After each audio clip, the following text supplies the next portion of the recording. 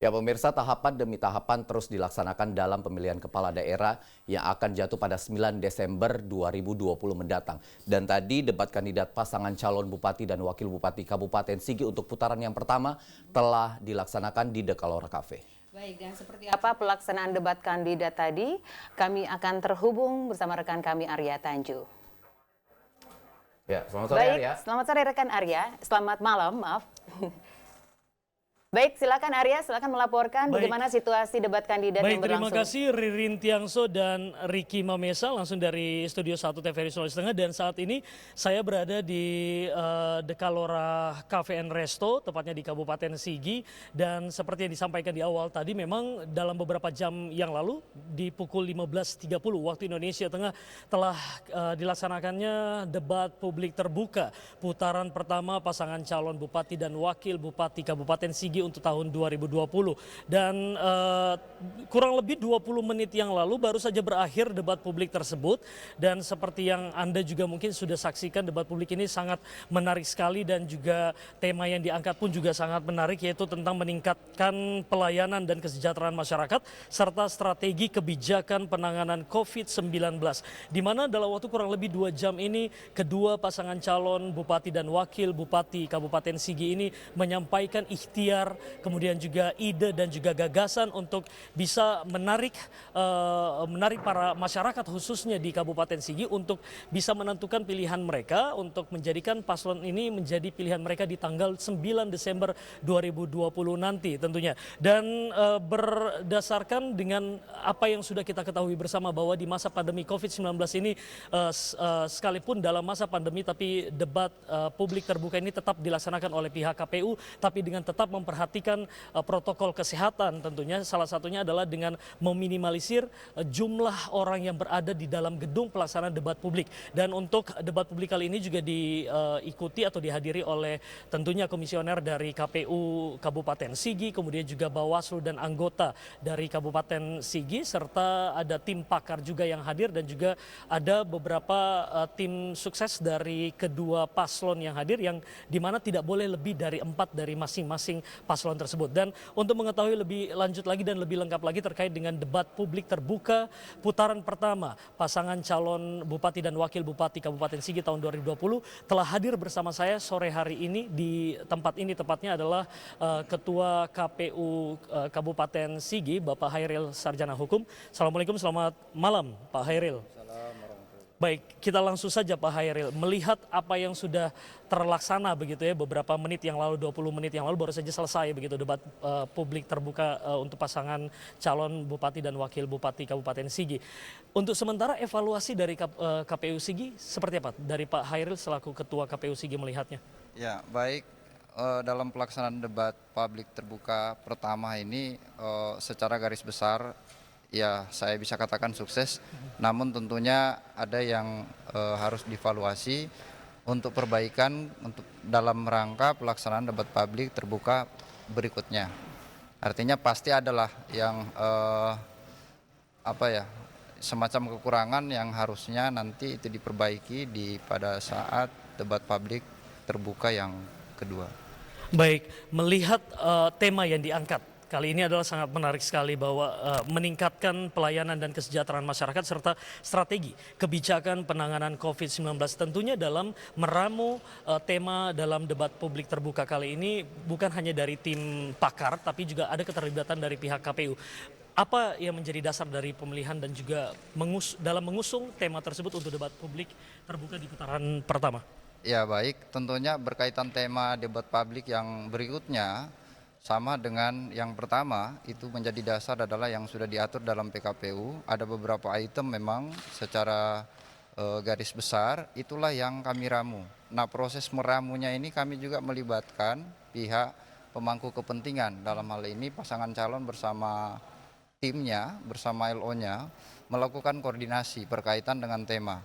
Setelah itu kami putuskan melalui rapat pleno dan selanjutnya kami akan sampaikan kepada tim pakar, di mana proses tim pakar juga setelah kami tetapkan. Jadi pada prinsipnya tema-tema yang ada itu tetap mengacu kepada ketentuan yang ada, ditambah dengan ada semacam masukan dari pihak pemangku kepentingan, seperti dari 7 item yang besar ya. Itu kalau di Sigi dari pasangan calon meminta isu narkoba itu dimasukkan. Ya, jadi pada prinsipnya kami tetap berkoordinasi ya kepada pihak pemangku kepentingan, yang selanjutnya juga kami akan bahas dalam rapat pleno untuk menentukan tema. Baik, rencananya untuk putaran kedua akan dilaksanakan di mana dan kapan tepatnya? Ya, untuk pelaksanaan debat publik terbuka yang kedua, ini kami belum putuskan, insya Allah pastinya bulan depan, ya karena bulan November, dan insya Allah nanti kami akan informasikan juga kepada publik bahwa kami akan melaksanakan debat publik itu di mana, tanggal berapa, dan tentunya kondisinya sama dengan kondisi saat ini pelaksanaannya, tetap menerapkan protokol COVID-19. Baik, Pak Hairil, terkait dengan apa yang sudah terlaksana debat publik terbuka pertama, untuk putaran pertama baru saja terlaksana tadi, bagaimana tanggapan dari teman-teman dari Bawaslu, kemudian juga teman-teman dari paslon, masing-masing paslon begitu ketika acara untuk putaran pertama ini sudah terlaksana tadi?